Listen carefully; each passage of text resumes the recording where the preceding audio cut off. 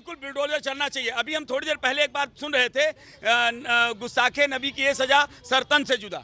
तो अगर सर तन से जुदा हो सकता है तो इसके पश्चात अगर ये बुलडोजर कह रहे हैं तो बिल्कुल बात है, और ये बात का मैं समर्थन करता हूँ, बिल्कुल सही कहा है। अगर कोई सनातन के खिलाफ बोलेगा तो बुलडोजर चलना ही चाहिए। डीजल मैं दूंगा, अपने परिश्रम के कमाई से डीजल मैं दूंगा। हमने कहा भी, डांटा भी। अभी फोन आया था मुझे कई, और मैंने फोन किया गोरखपुर में, और आपको मैं प्रमाण दूंगा गजब की बात। तो उन्होंने कहा महाराज जी आप उग्र हैं और आपकी बातें सुननी पड़ती हैं, लेकिन सरकार बहुत अच्छा कर रहे हैं धीरेन्द्र शास्त्री जी। और मुझे लगता है सनातन धर्म की सही व्याख्या, भागवत कथा और हिंदू धर्म का उत्थान करने के लिए वो निरंतर लगे हुए हैं। तो इसलिए हम बागेश्वर धाम सरकार के समर्थन में हैं, और उनका जो विरोध करेगा हम उसका विरोध करेंगे, और तन मन धन से उनके साथ हैं, क्योंकि उन्होंने एक नारा भी दिया है, तुम हमारा समर्थन करो हम हिंदू राष्ट्र देंगे। और इस बात का मैं बहुत बड़ा समर्थन करता हूं। बहुत अच्छा लगा उनका बात सुनकर। और कुछ जो लोग उनकी बुराई, कुछ जैसे हिंदू लोगों में भी कई लोग बुराई कर रहे हैं, उसका कारण ये है कि दरअसल क्या है, जब किसी का उत्थान होता है, किसी की प्रगति होती है, तो ईर्ष्या द्वेष जलन आप लोगों को होती है। ये जलन है जो उनकी बुराई कर रहे हैं, दरअसल उनके अंदर कमी नहीं है। और वैसे भी एक बात बड़ी विचित्र है, रामचरितमानस की बात उन्होंने बुराई की। रामचरितमानस में एक बात कहा है कि विद प्रपंच गुण अवगुण साना।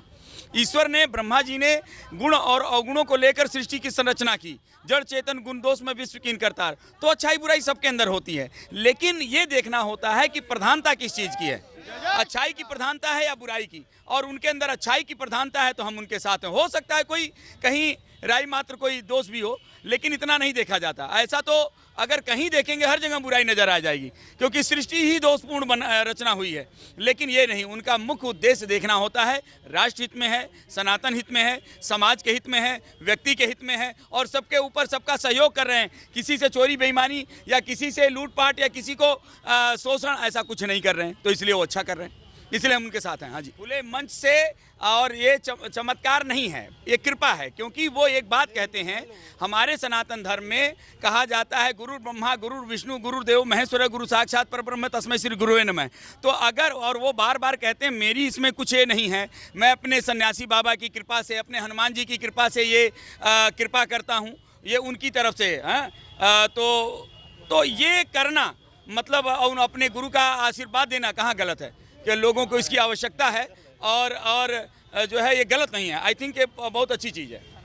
सनातन से किया गया। हाँ, तो बाबा क्या कोई कार्यवाही करेंगे, और अब तक क्यों नहीं?